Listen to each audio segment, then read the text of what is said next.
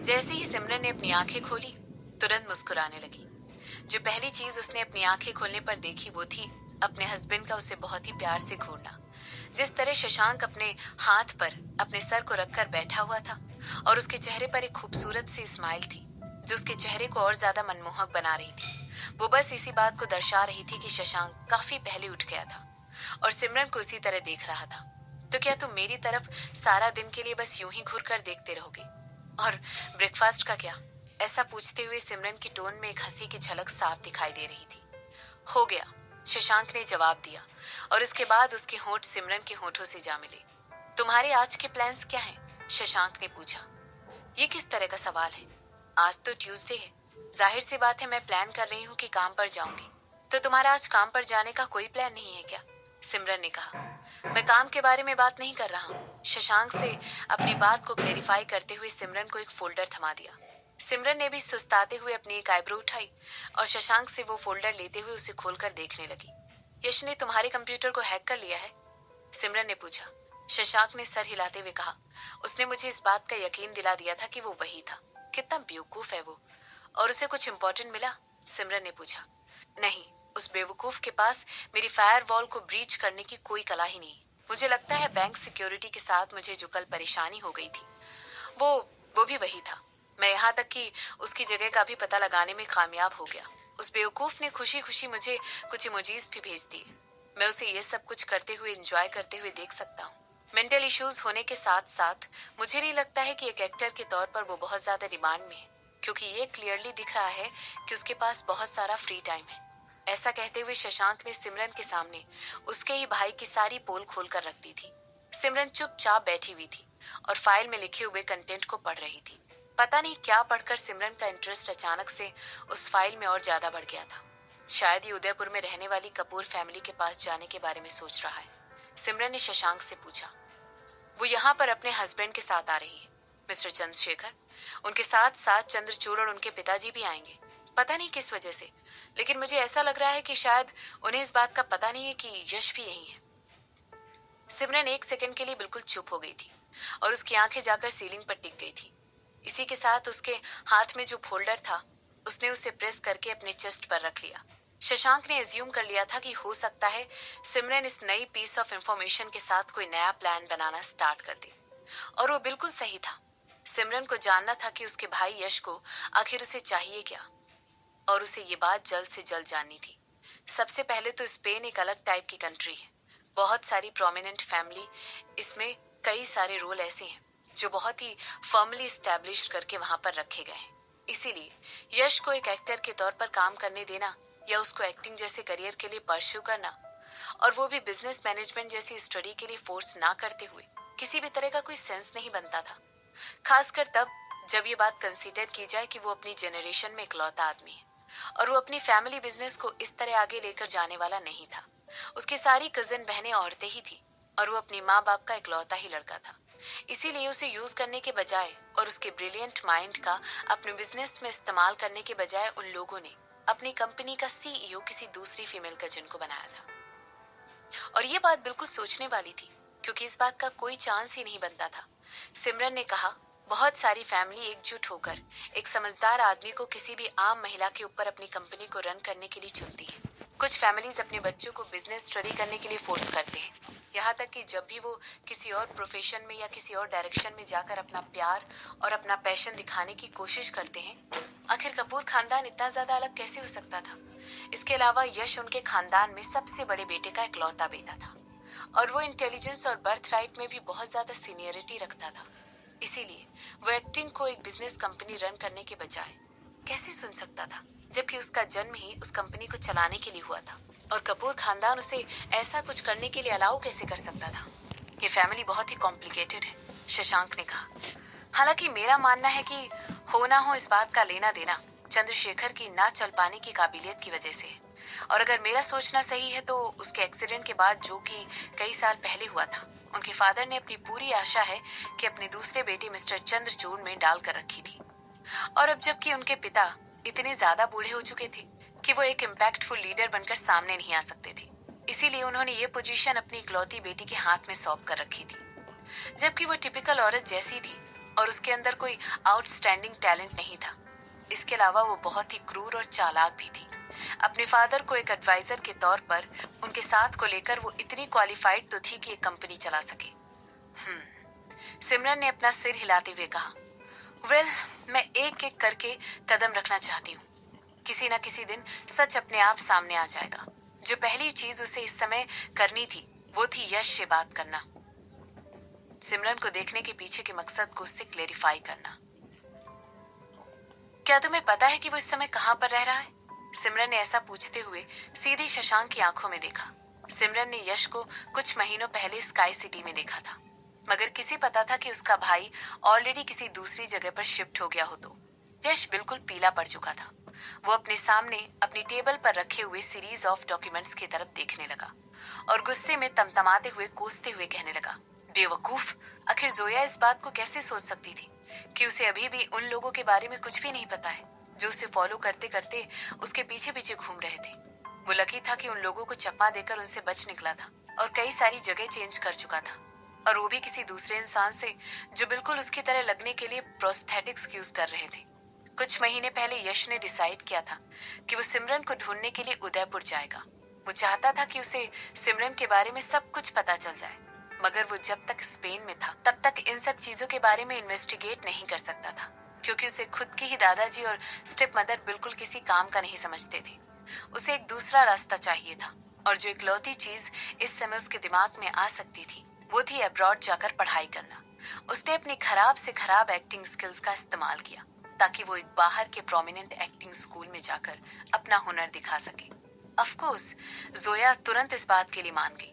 ये एक बहुत अच्छी अपॉर्चुनिटी थी जो यश को स्पेन से बाहर निकाल सकती थी।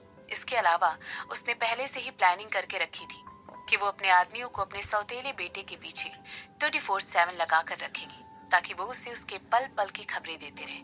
ये उन सारी बातों को सुनेगा जो कुछ भी उसने उससे कहा है, और यहाँ तक कि वो उसका शुक्रगुजार भी होगा कि उसकी माँ उसके बाहर जाकर लेसन लेने के लिए तैयार भी हो गई है।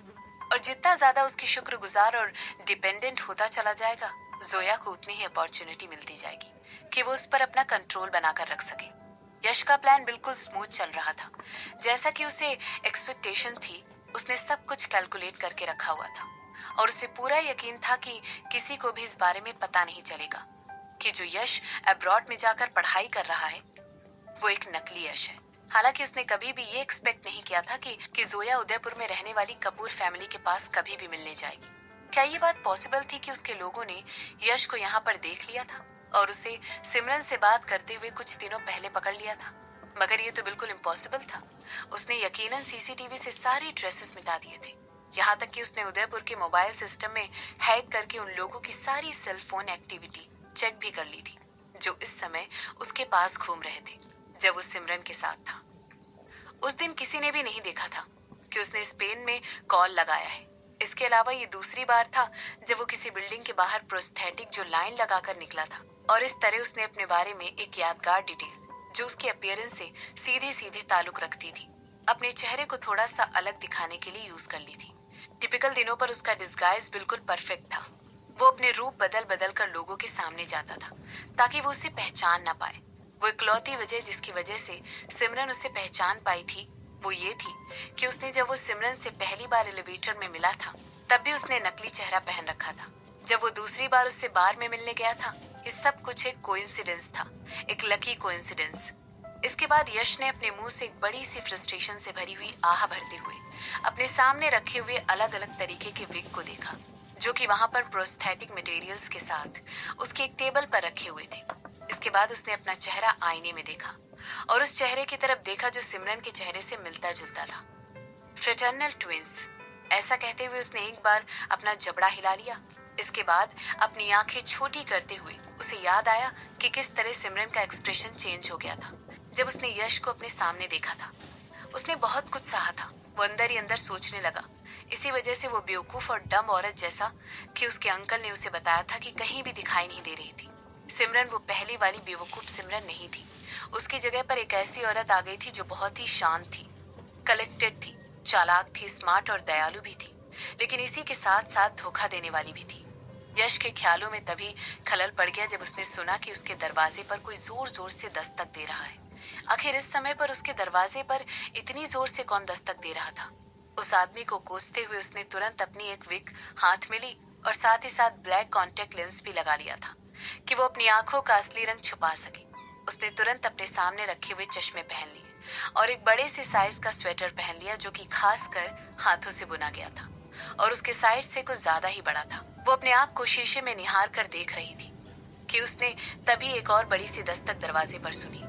वो इस समय बिल्कुल एक लड़ाकू किस्म का ममाज बॉय लग रहा था जो इस लुक को पोर्ट्रे कर रहा था जो उसने इस जगह को रेंट पर लेने के लिए महीनों पहले अपनाया था। इसके बाद उसने अपना लैपटॉप एक बार फिर से चेक किया और इस बात की पुष्टि की कि उसके कॉरिडोर में कोई ना खड़ा था और फिर उस रूम से बाहर निकलने का डिसाइड करता है। इसके बाद तीसरी बार उस रूम में एक बड़े से नॉक करने की आवाज आती है। ये क्या सब बकवास? उसने अपना सेंटेंस कंप्लीट भी नहीं किया।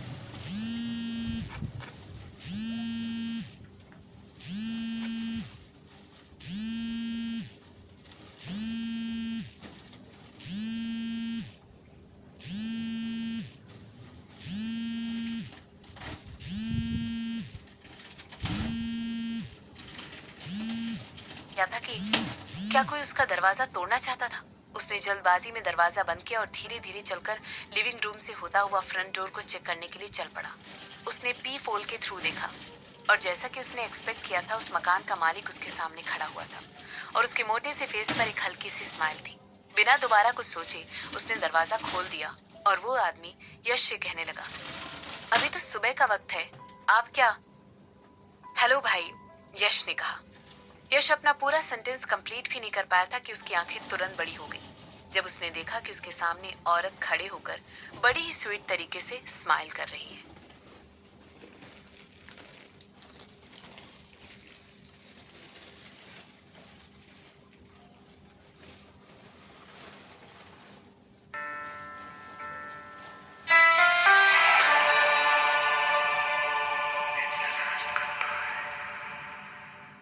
तुम यहाँ पर क्यों आई हो?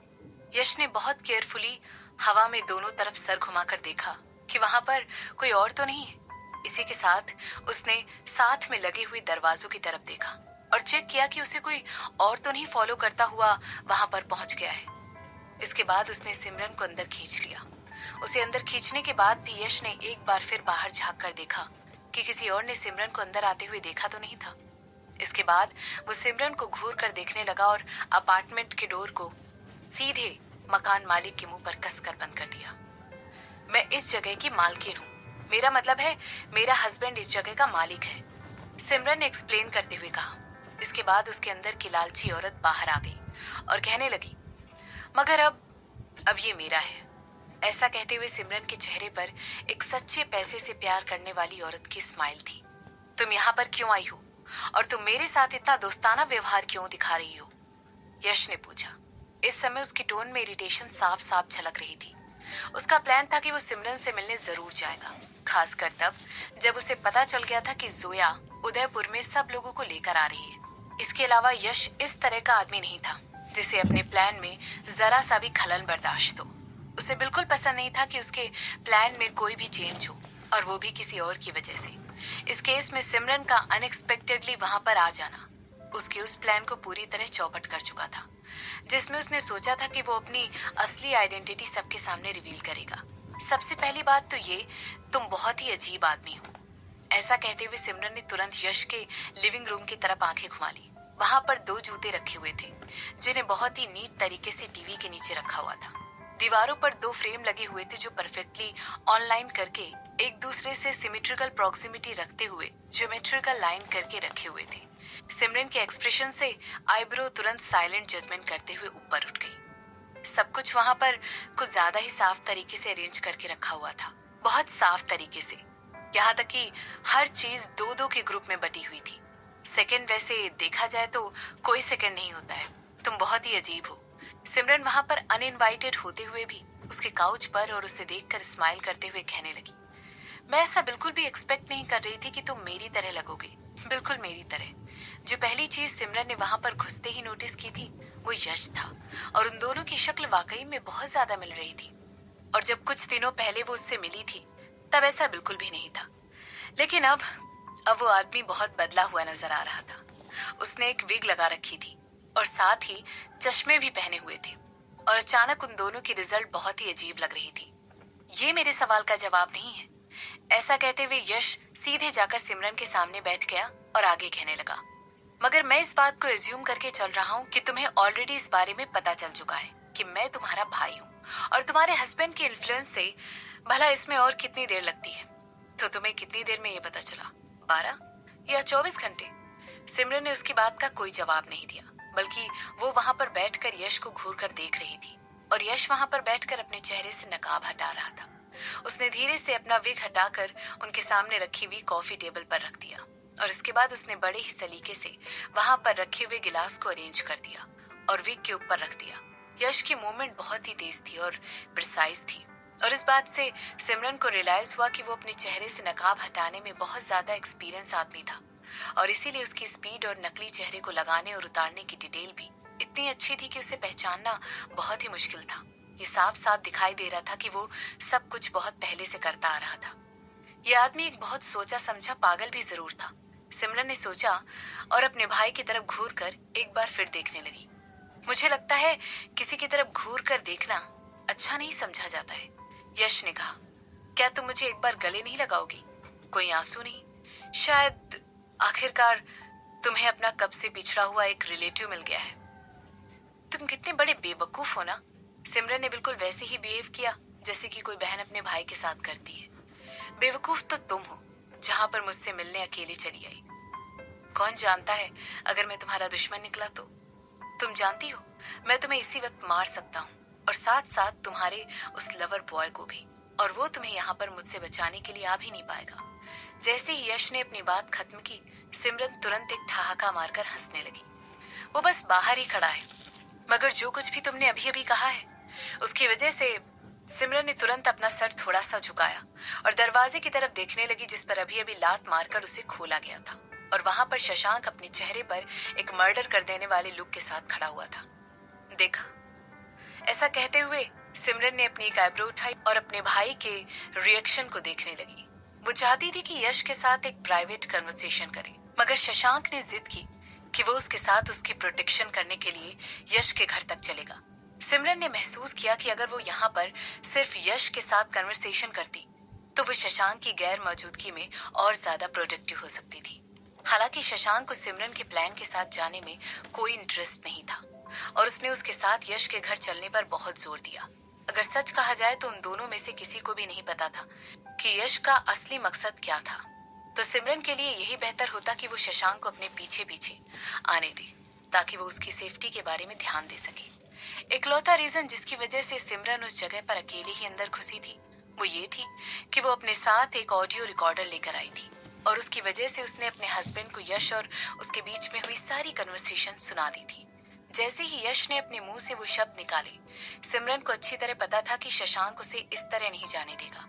सिमरन ने गहरी सांस ली और शशांक को वहां पर गुस्से से देखने लगी। इसके बाद शशांक यश के बगल में जाकर बैठ गया, और वो भी अनइनवाइटेड ही था, और चिंतित होते हुए सिमरन से पूछने लगा, तुम ठीक हो? हाँ, सिमरन ने जवाब दिया। शशांक के लिए ये बात बिल्कुल ठीक थी कि वो सिमरन के लिए चिंता करे। आखिरकार सिमरन एक ऐसे इंसान के साथ बात कर रही थी जो आगे चलकर उसका दुश्मन बन सकता था। तुम्हें मेरे दरवाजे के लिए पैसे देने पड़ेंगे। यश ने ऐसा कहते हुए प्रूफ कर दिया था कि वो सिमरन का ही भाई है, जो कि सिर्फ पैसे पर मरता है।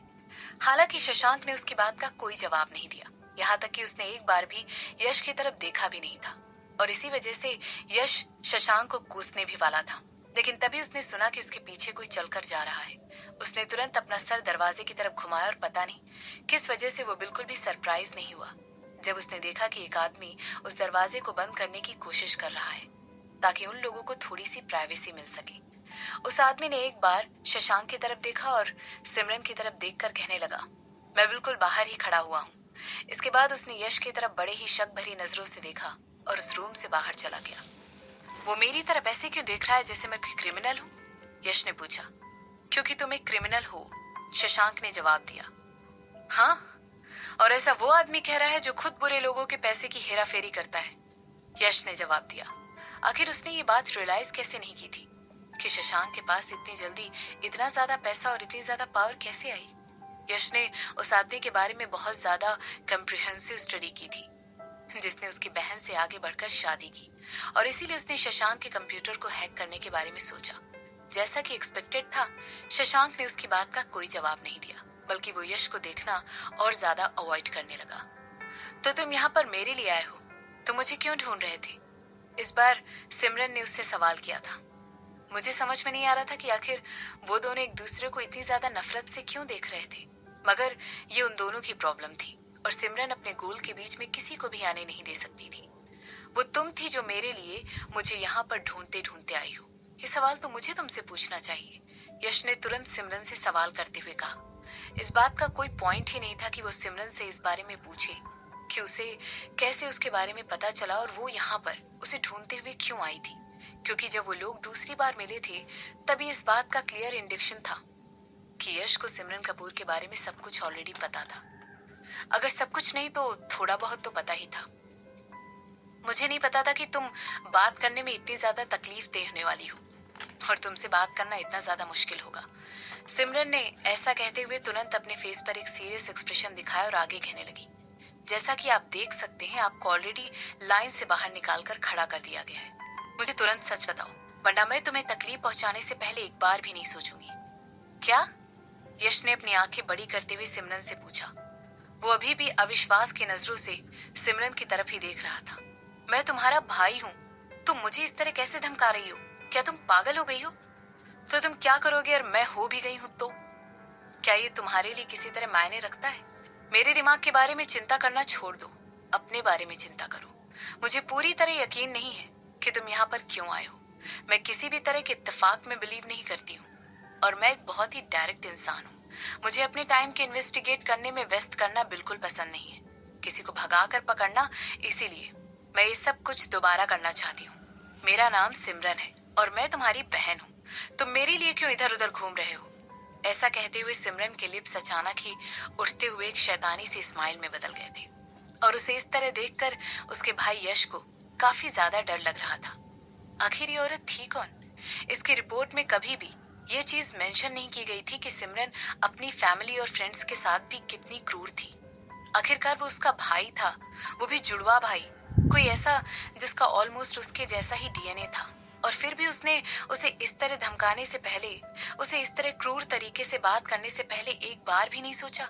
हालांकि यश के लिए ये शौक वाली बात ज्यादा देर तक नहीं दिखी, खासकर तब जब उसने इस बारे में डिटेल निकाली कि सिमरन की फैमिली ने उसके साथ 7 साल पहले क्या किया था। वो बहुत सारी चीजों से गुजर चुकी थी। ये क्रूरता किसी भी ऐसे इंसान के सामने एक नॉर्मल रिएक्शन था जिसने इतना सब कुछ झेल कर बहुत कुछ खोया भी था। अगर वो उसकी जगह पर होता तो शायद वो भी उसकी तरह ही सोच रहा होता। ऐसा सोचते हुए यश ने अपने मुंह से एक आह निकाली और उसके बाद सीधे सिमरन की आंखों में देखने लगा। मैं यहाँ पर ये जानने आया था कि मेरी जो बहन 7 साल पहले खो गई थी उसके साथ आखिर क्या हुआ था। मैं यहाँ पर ये जानने आया था कि क्या वाकई में हमारी माँ का खून किया गया था। ऐसा कहते हुए उसने अपना सर नीचे किया और अपने जबड़े को कस लिया। वो यहाँ पर ये जानने आया था कि क्या सिमरन की माँ को ये पता भी था कि उनका यश नाम का कोई बेटा भी है। वो यहाँ पर ये जानने आया था कि उन्होंने उसे उन शैतान लोगों के साथ कैसे छोड़ दिया था। उसे ही क्यों? अंदर ही अंदर यश हंस रहा था। आखिर वो किसके साथ मजाक कर रहा था? भला सिमरन की माँ के ख्यालों के बारे में कौन सोच रहा था? वो तो यहाँ पर बस बदले की भावना से आया था।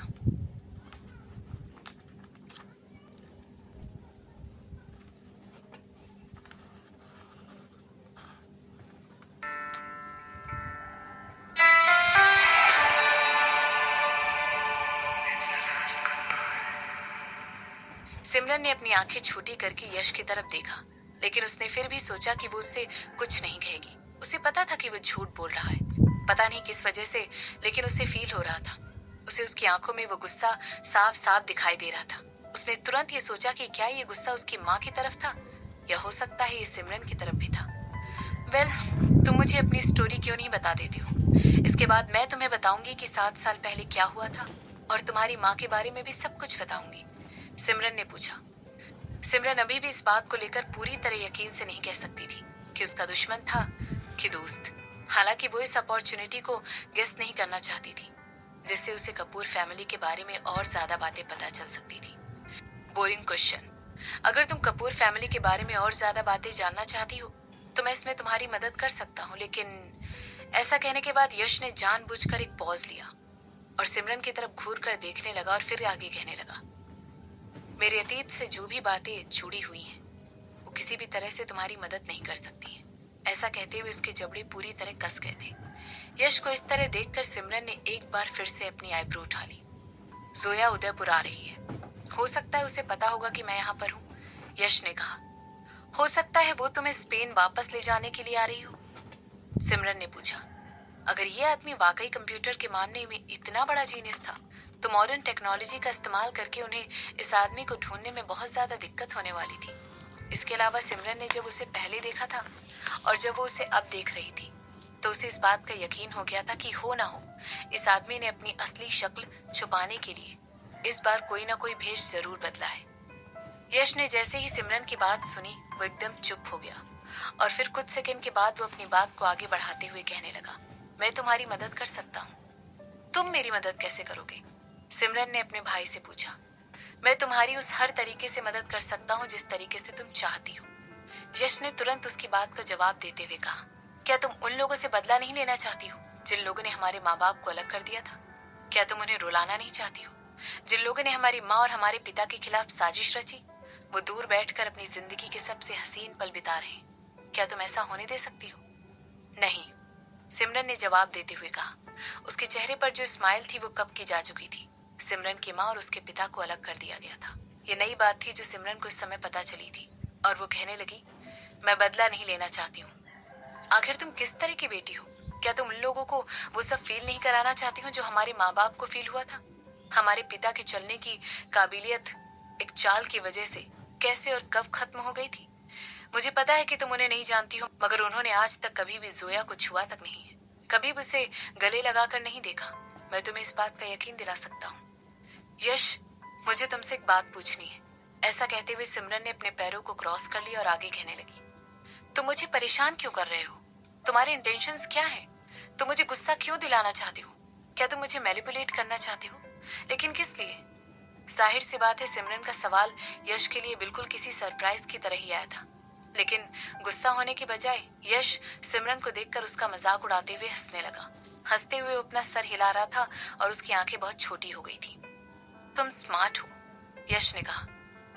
मैं नहीं हूं, तुमने बस मुझे अंडर एस्टिमेट किया है, सिमरन ने कहा। सबसे ज्यादा खतरनाक लोग वो होते हैं जो अपने खुद के इंटेलिजेंस को डाउनग्रेड करते हैं, यश ने जवाब दिया। जैसे ही उसने देखा कि सिमरन उसे देखकर मुस्कुरा रही है, अपनी बात कंटिन्यू करते हुए आगे कहने लगा, तुम वाकई में मेरी बहन ही हो। जो रिएक्शन यश ने दिया था उसे देखकर शशांक तुरंत एक टेढ़ी मुस्कान के साथ हंसने लगा और कहने लगा, बेवकूफ कहीं का, ये बेवकूफ तुम्हारे कंप्यूटर को हैक कर सकता है लवर बॉय, और ये बात कभी भी मत भूलना, यश ने उसकी चुटकी लेते हुए कहा। ये लवर बॉय तुम्हें कई सेकंड में मार सकता है, ये बात तुम कभी मत भूलना, शशांक ने कहा। ओह, तो क्या ये एक चैलेंज है? तो तुम इसे कई बार ट्राई क्यों नहीं कर लेते हो? यश ने तुरंत अपनी सीट से उठकर कहा।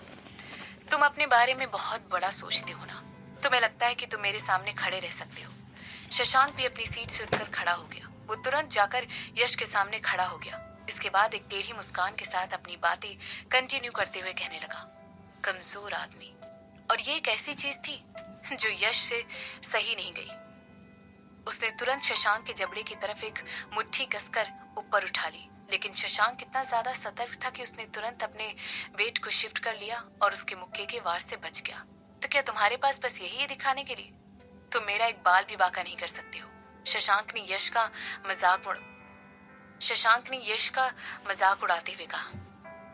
उन दोनों के बीच की आपाधापी इतनी ज्यादा बढ़ गई कि सिमरन अपनी सीट से उठकर खड़ी हो गई।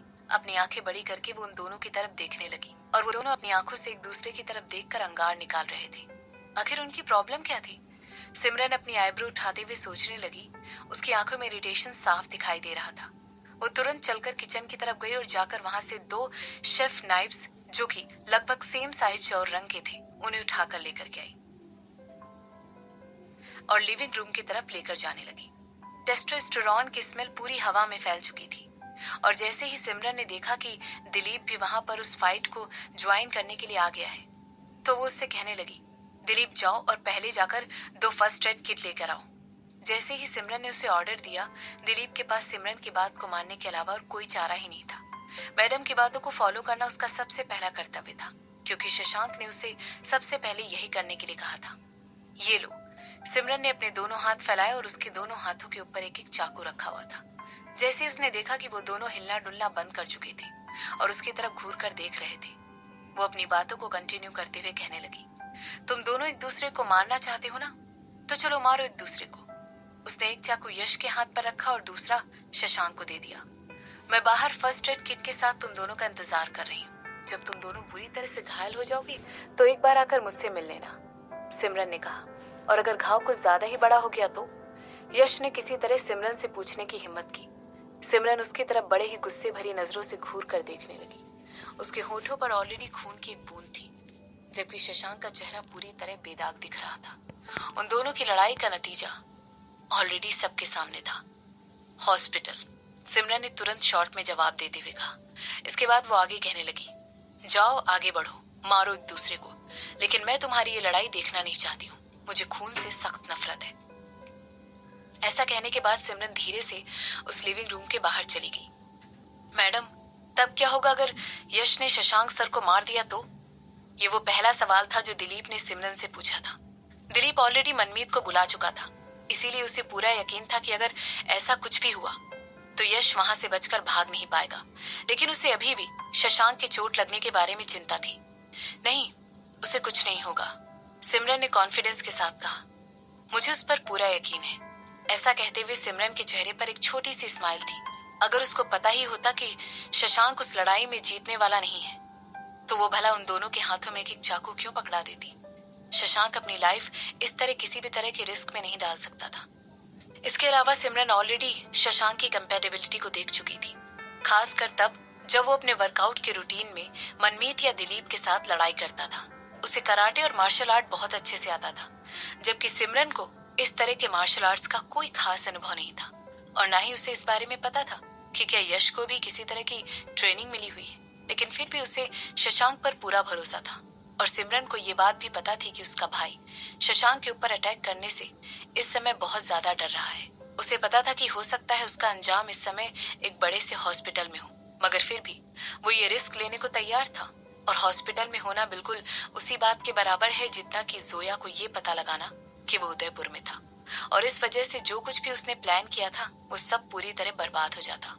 ऑफ कोर्स ये सिर्फ और सिर्फ इसलिए एप्लीकेबल था अगर यश यहाँ पर जोया को बताए बगैर रहता, मगर फिर भी सिमरन को यश का शशांक को अटैक करने का कोई भी रीजन समझ में नहीं आ रहा था। यकीनन वो इतना बेवकूफ नहीं था कि इस बात को रियलाइज कर सके। जैसे कि सिमरन को एक्सपेक्टेड था, शशांक उस रूम से बिना एक भी खरोच के बाहर आ गया। उसके चेहरे पर थी और उसके हाथों में 2 चाकू थे जो बिल्कुल साफ है, और उसने उन दोनों को दिलीप को सौंप दिया। और उसके बाद सिमरन की तरफ देखते हुए कहने लगा, तुम्हारा प्लान काम कर गया, अब तुम मुझसे बात कर सकती हो। ऐसा कहते हुए उसने सिमरन के फोरहेड को एक छोटा सा किस किया और कहने लगा, ये बात मत भूलो और हमेशा अपना हाथ अपने टेजर पर रखना, इन केस अगर वो तुम्हारे साथ कुछ गलत करने के बारे में सोचता है तो। ऐसा कहते हुए उसको याद दिलाया, और इसके बाद उस रूम में दिलीप के साथ चला गया। सिमरन बस अपने हस्बैंड को देखकर मुस्कुरा रही थी, और इस समय उसकी आंखों में एक इग्नोर ना किए जाने वाला इमोशन साफ साफ झलक दिखाई दे रहा था। सिमरन के लिए सब कुछ एक टेस्ट था, एक टेस्ट जिससे पता चल सके कि कौन ज्यादा चालाक है।